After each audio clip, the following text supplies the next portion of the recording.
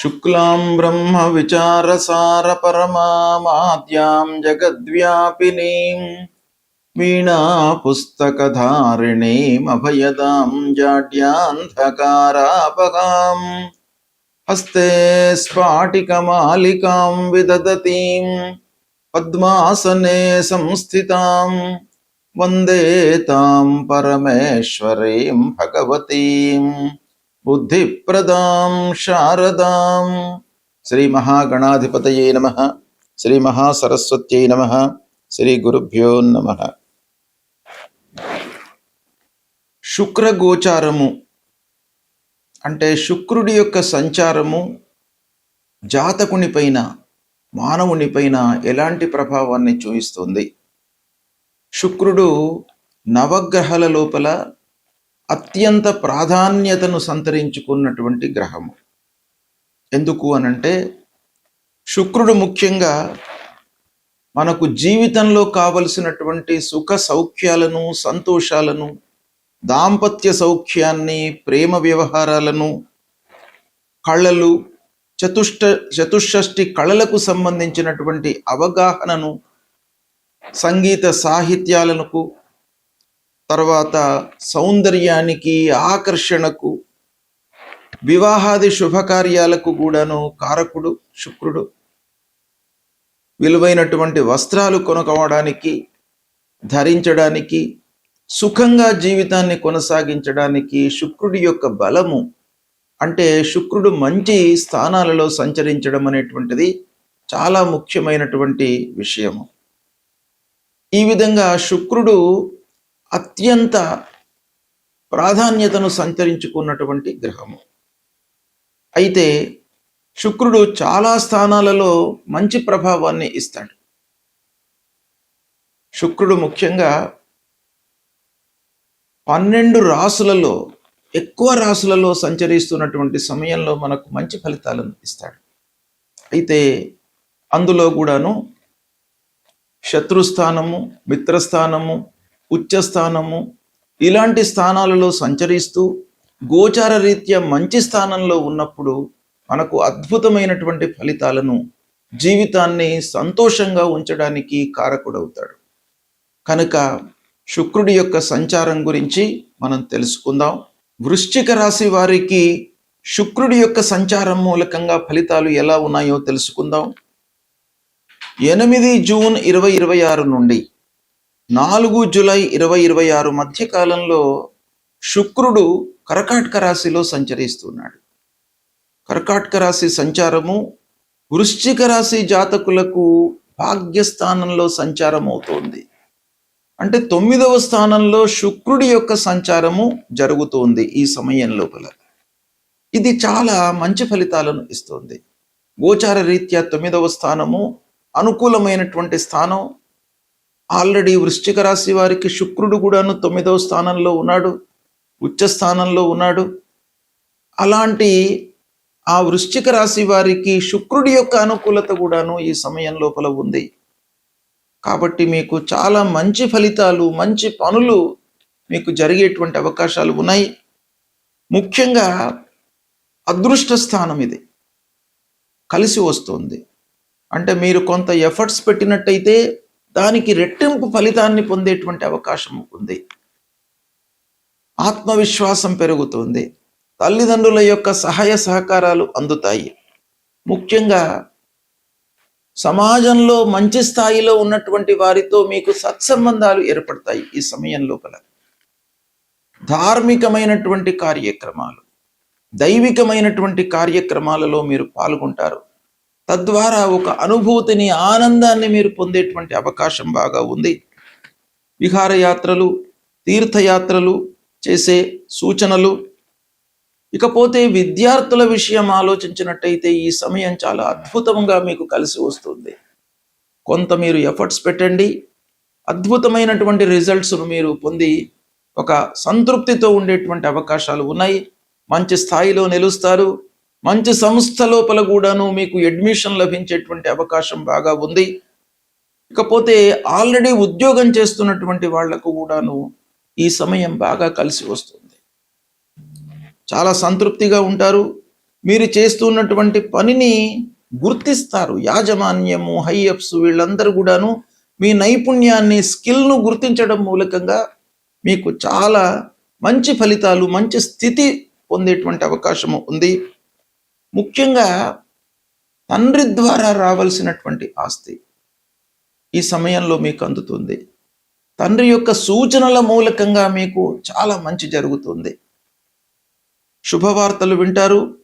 న్యాయపరమైనటువంటి సమస్యలకు పరిష్కారం లభిస్తుంది. ఆర్థిక పరిస్థితి చాలా పెరుగుతుంది. అంటే ఆదాయం మీకు బాగా కలిసి వస్తుంది. రావలసినటువంటి డబ్బు మీరు ఊహించకుండా మీకు చేతికి అందుతుంది. ఆ డబ్బు రాదేమో అనేటువంటి భావనలో అంతకు ముందు ఉండి ఉంటారు. కానీ ఈ సమయం లోపల ఆ డబ్బు మీకు చేతికి అందుతుంది. ఆత్మీయుల యొక్క సహకారం లభిస్తుంది. సమాజంలో ఉన్నత స్థితిలో ఉన్నటువంటి వారితో పరిచయాలు, వాళ్ళ ద్వారా మీకు చాలా పనులు నెరవేరుతాయి. కుటుంబంలో శుభకార్యాలు, ఆత్మీయులతో కలవడము, చిన్ననాటి మిత్రులను కలుసుకోవడము, ప్రయాణాల ద్వారా మీకు లాభము చేకూరుతుంది. అందరి యొక్క మద్దతు మీకు ఈ సమయంలో లభిస్తుంది. ముఖ్యంగా మానసికంగా మీరు చాలా సంతోషంగా ఉంటారు ఈ సమయం లోపల. ఓవరాల్గా చూసినట్టయితే వృశ్చిక రాశి వారికి ఈ శుక్రుడి యొక్క సంచారము అద్భుతమైనటువంటి ఫలితాలను ఇవ్వబోతుంది. మీరు సద్వినియోగపరచుకోండి. శుక్రుడు గోచార రీత్యా 6, 7, 10 స్థానాలలో సంచరిస్తున్నటువంటి సమయంలో మనకు ప్రతికూలమైనటువంటి ఫలితాలను ఇస్తాడు. ఇక 1, 2, 3, 4, 5, 8, 9, 11, 12 ఈ స్థానాలలో సంచరిస్తున్నటువంటి సమయంలో శుభ ఫలితాలను ఇస్తాడు. గోచార రీత్యా ఈ స్థానాలు అనుకూలమైనటువంటి స్థానాలు. అయితే శుక్రుడి యొక్క అనుకూలమైనటువంటి స్థానాలు ఎక్కువగా ఉన్నాయి. 12 రాసుల లోపల 9 రాసులలో సంచరిస్తున్నటువంటి సమయము శుభప్రదంగా మనకు శాస్త్రం చెప్తోంది. అంటే దాదాపు 75% శుక్రుడి మూలకంగా అనుకూలత మనకు ఉంది. అయితే ఇందులో రాస్యాధిపతికి శుక్రుడు ఎలాంటి సంబంధం ఉంది, మిత్రుడా, శత్రువా, సమత్వం ఉందా, వీటిని కూడాను మనం పరిగణనలోకి తీసుకొని ఫలితాలను చూసుకోవడం అనేటువంటిది శాస్త్ర సమ్మతం. అయితే ఓవరాల్గా శుక్రుడి యొక్క సంచారం ప్రతికూలంగా ఉన్నప్పుడు మనం ఏం చేయాలి అనేటువంటి విషయాన్ని మనం చూసినట్టయితే శుక్రుడు చాలా విషయాలలో మనకు ప్రధాన భూమికను పోషిస్తాడు.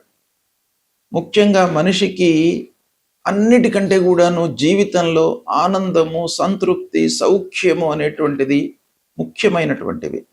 దానికి కారకుడు శుక్రుడు. కనుక అవి లేనట్టయితే జీవితం లోపల మనము చాలా కోల్పోయినట్టుగా మనకు అనిపిస్తుంది, సహజం కూడాను. కాబట్టి ఇలాంటి స్థానాలలో సంచరిస్తున్న సమయంలో మనము పరిహారం చేసుకోవాలి. శుక్రుడికి సంబంధించినటువంటి మూలమంత్రాన్ని మనము జపించాలి. శుక్రుడికి మనకు శాస్త్రంలో మూలమంత్రం చెప్పి ఉన్నది ఏంటంటే, హేమకుంద మృడాలాభం దైత్యానాం పరమం గురుం సర్వశాస్త్ర ప్రవక్తారం భార్గవం ప్రణమామ్యహం అనేటువంటి ఈ మూలమంత్రాన్ని ప్రతినిత్యం కూడాను చదువుకోండి. మీకు శుక్రుడి మూలకంగా అనుకూలత చేకూరుతుంది. అంతేకాకుండా దానము, బియ్యము మీరు దానం ఇవ్వండి. తెల్లటి పుష్పాలతో అమ్మవారిని అర్చన చేయండి. పార్వతీ అమ్మవారిని, మహాలక్ష్మి అమ్మవారిని, మహాసరస్వతిని తెల్లటి పుష్పాలతో మీరు అర్చన చేసినట్టయితే మీకు ఆ అమ్మవారి యొక్క అనుగ్రహము కలుగుతుంది. సుఖ సౌఖ్యాలను వాళ్ళు ఇస్తారు. కాబట్టి ఈ పరిహారం చేసుకోండి. తప్పకుండా మీకు శుక్రుడి యొక్క అనుగ్రహం లభిస్తుంది. తద్వారా మీరు సంతోషంగా జీవనాన్ని కొనసాగించగలుగుతారు. ఈ సంవత్సరము దేవగురు అయినటువంటి బృహస్పతి జూన్ 2026 రోజున రాత్రి 1:45 కర్కాటక రాశిలో ప్రవేశిస్తూ ఉన్నాడు. కనుక 2వ తారీఖు నుండి 12 రోజుల పాటు యమునా నదికి పుష్కరాలు ప్రారంభమవుతున్నాయి. ఈ 12 రోజులు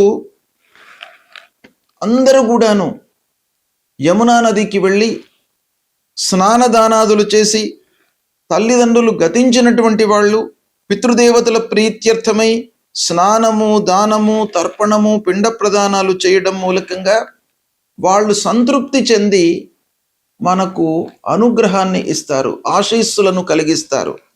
ఇక తల్లిదండ్రులు జీవించి ఉన్నటువంటి వాళ్ళు మహానదిలో స్నానాదులు చేయడం మూలకంగా వాళ్ళు చేసినటువంటి పాపాలన్నీ కూడాను దూరం అయిపోతాయి అనేటువంటిది శాస్త్రం చెప్తుంది. కాబట్టి ఈ పుష్కర సమయాన్ని అందరూ కూడాను ఆచరించి తరించండి. పుష్కరము యొక్క ప్రాధాన్యత ఏంటి అనే విషయాన్ని మనము చూద్దాం. ప్రతి సంవత్సరము దేవగురువు అయినటువంటి బృహస్పతి రాశి మారుతూ ఉంటాడు. అంటే ఒక రాశి నుండి ఇంకొక రాశిలోకి ప్రవేశిస్తూ ఉంటాడు. ఆ ప్రవేశించేటువంటి సమయం లోపల మొదటి 12 రోజులు, అంత్యంలో వచ్చేటువంటి 12 రోజులను పుష్కరాలుగా మనము భావిస్తాం. అంటే మేషరాశిలోకి బృహస్పతి ప్రవేశించింది మొదలుకొని 12 రోజుల మట్టుకు గంగా నదికి పుష్కరాలు వస్తూ ఉంటాయి. అలాగే వృషభ రాశిలోకి ప్రవేశించినటువంటి సమయంలో నర్మదా నదికి పుష్కరాలు వస్తూ ఉంటాయి. మిథున రాశిలోకి ప్రవేశించినటువంటి సమయం లోపల సరస్వతి నదికి వస్తాయి. కర్కాటక రాశిలో ప్రవేశించడం మూలకంగా యమునా నదికి పుష్కరాలు అనేటువంటివి వస్తాయి.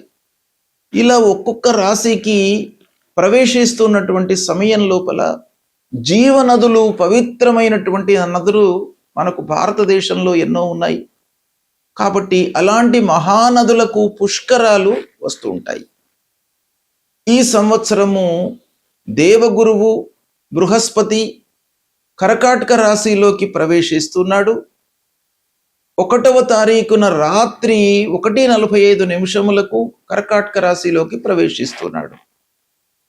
అంటే తెల్లవారితే నుండి, అంటే 2వ తారీఖు నుండి 12 రోజుల పాటు, అంటే 13 జూన్ వరకు పుష్కరాలు యమునా నదికి వస్తున్నాయి. అయితే ఈ యమునా నదికి పుష్కరాలు రావడము అంటే ఏంటి అనంటే, మన సాంప్రదాయం ప్రకారంగా, మన హిందూ ధర్మం ప్రకారంగా మనకు ఈ జలము, నీటికి అత్యంత ప్రాధాన్యత ఉన్నది.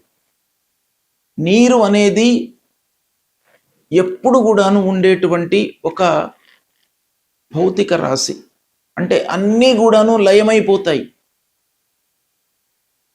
పృథివీ, ఆకాశము, మిగతా అన్ని వస్తువులు కూడాను నీళ్ల లోపల లయమైపోతాయి, నీళ్ల లోపల కలిసిపోతాయి. కానీ ప్రళయ కాలం లోపల కూడాను నీరే ఉంటుంది అనేటువంటిది మనకు శాస్త్రం చెప్తుంది. కనుక నీటికి అత్యంత ప్రాధాన్యత ఉంది. అయితే అలాంటి ఈ నీటికి సంబంధించినటువంటి నదులు, మనకు జీవనదులు, పవిత్రమైనటువంటి నదులు మన భారతదేశంలో ఉన్నాయి. అయితే ఈ పుష్కరాల లోపల ఒక నదీ ఉత్సవంగా మనం భావిస్తాం. ఒక్కొక్క నదికి ఉత్సవంగా మనము భావిస్తాం. అంటే దీని వెనక ఉన్నటువంటి నేపథ్యం ఏంటంటే, అసలు ఈ పుష్కరాలు అనేటువంటివి ఏంటి అనే విషయాన్ని మనం చూసినట్టయితే,